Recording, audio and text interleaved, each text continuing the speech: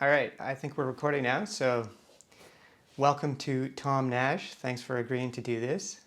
I'm sure people are more familiar with you than they are with me, but in case anyone doesn't know who Tom Nash is, he's a YouTuber, focuses on stock market, financial news, and things like that. He's got almost 200,000 subscribers, closing in on that mark pretty quickly. And he's a former financial analyst and also has a law degree and an MBA. So, welcome, Tom Nash. It's a pleasure, Mark. Thank you for having me. Yeah, for sure.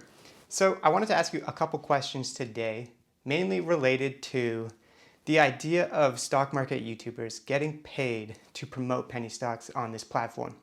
And then also a little bit just about the stock market YouTube space in general and how we can potentially distinguish between charlatans on the one hand and people that have legitimate expertise and, are qualified to be providing stock tips and to talk about investing.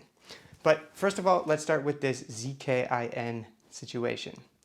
So, about 2 months ago, someone reached out to you and offered you $40,000 to review a penny stock called ZK International Group, right? I don't know if they're a penny stock though. Are they a penny Well, stock? yeah, I looked them up. As of today, their market cap is 155 million. So very, very small. Small, Um, small cap, small cap. yeah, for sure. And so they offered you a significant sum of money, $40,000, which is more than some people make in a year and probably would have been about a day's work for you. And you turned it down. So I want to ask, first of all, was that difficult? And why did you decide to turn down the money and not to do that paid review? First of all, I'm not sure that it was the company that was suggesting that. I'm not even sure the company is aware of that. Right. It might have been some guy who was trying to short the stock or to make some swing trade or some day trade. It might have been somebody who's completely unrelated to the company who's trying to get me to pump up the stock and then to make a quick buck. So the company Mm. might not be aware of that. So I honestly believe that. I'm not saying this because of legal issues. So there's no way for us to know if the company is behind it because the woman who contacted me, I couldn't find any link between her and the company. She Mm. was some girl from Ukraine and it might have been something dodgy. So I wouldn't say that the company did it, but definitely somebody was trying to get this to happen. I had literally zero issues with rejecting it. It wasn't difficult at all because I think that if you agree to something like this, even from a completely total self-preservation point of view, that's the stupidest thing you can do. Imagine what would happen. Okay, you got the 40,000, fine. What happens next? 6 months down the road, a year down the road, people are gonna find out that you promoted some stock for cash, Mm-hmm. and then you ruin your credibility for $40,000. Mm-hmm. So I wouldn't say that it was a enticing offer. So for me, the rejection was quite easy. What made it more interesting is the public display of them getting mad about it Mm. when I called them out on Twitter and trying to threaten me with legal actions and lawsuits of sorts when I exposed this. And to that, I also responded with my typical Russian response of "Go f you." It's okay. You can swear. I might bleep it out for the channel, but feel free to say what you want. I'm trying Um, to swear less lately, in general. yeah. So I find it super interesting. And after I saw that video you posted discussing how you turned down the money, a quick search reveals a number of other people in the stock market YouTube space that have made videos on that same exact ticker symbol. And now there's no way that we can know for sure who's been paid and who hasn't. But when I'm looking at this objectively, I'm seeing a company with a market cap of $150 million. So it's puny in the grand scheme of things, a drop in the bucket. And it's hard to imagine that a number of people in the stock market YouTube space would have just independently come across this company, decided that they liked it, and then reviewed it positively for YouTube. You know what I mean? Um, yes and no. So I've done smaller stocks than that. I've reviewed a company called CheckCap, Mm. which I think has, 40 or 50 million cap. And it actually didn't pan out so well. It's still in research and development. It spiked up, then went down, spiked up, went down, but it didn't explode yet. So I I usually do really blue chip stocks if you follow my channel, but Hmm. I've done probably two or three small cap stocks in my career. This was one of them. So as far as something being small cap, that would never stop me from reviewing the company if it's interesting. For example, Check Cap has a really interesting product which I loved, which is the pre-screening pill. You swallow it and then it kind of performs like an X-ray imaging of your colon, so it's pre-screened for colonoscopies, which I think is a huge market for younger people, Hmm. people in their 30s and 40s who don't get screened currently. So the whole Chadwick Boseman thing actually made me Right. think about such a great product. Um, so that in itself is not an issue for me, the small capness of it.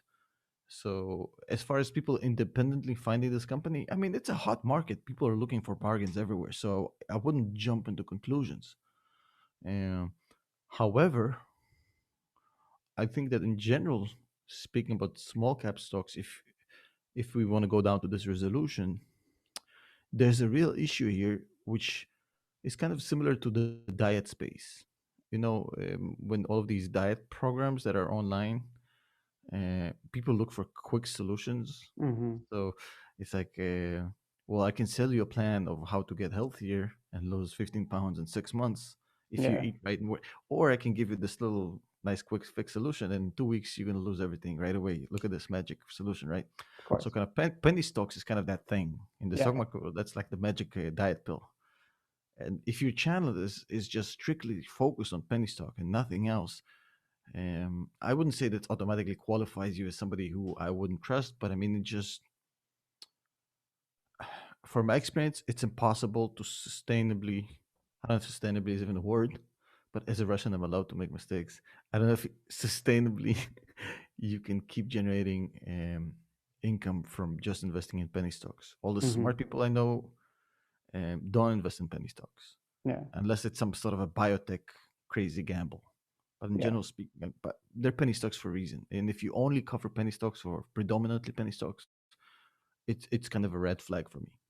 Okay, interesting. I actually want to return to that in a minute, but first, one more question related to paid promotion of penny stocks. And so, the way that I see it, if you accept money from someone to do a review of a stock, of course, there's going to be some inherent pressure there to provide a positive review.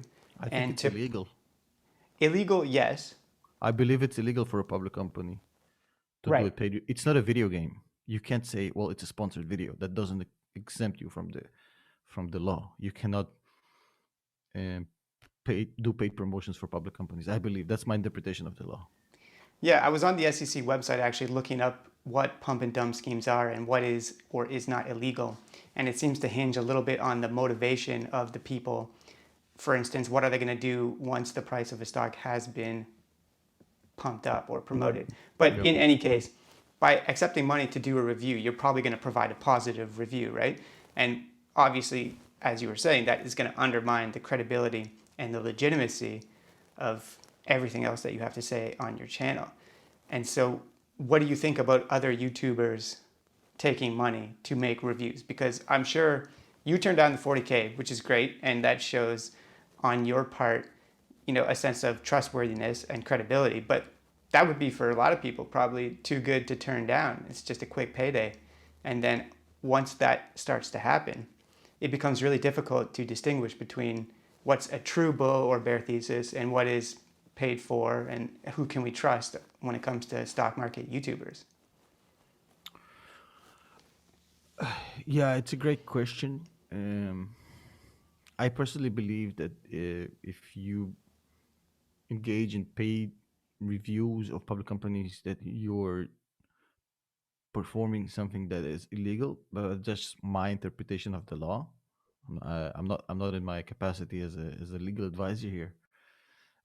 I think as a channel, at the very least, if you do it, you gotta be upfront and honest about it. Mm-hmm. If you've taken any sort of compensation for a video, it can't be just a freaking disclaimer in the description. You have to come out and open the video saying, "Hey, just to let you know that this is sponsored.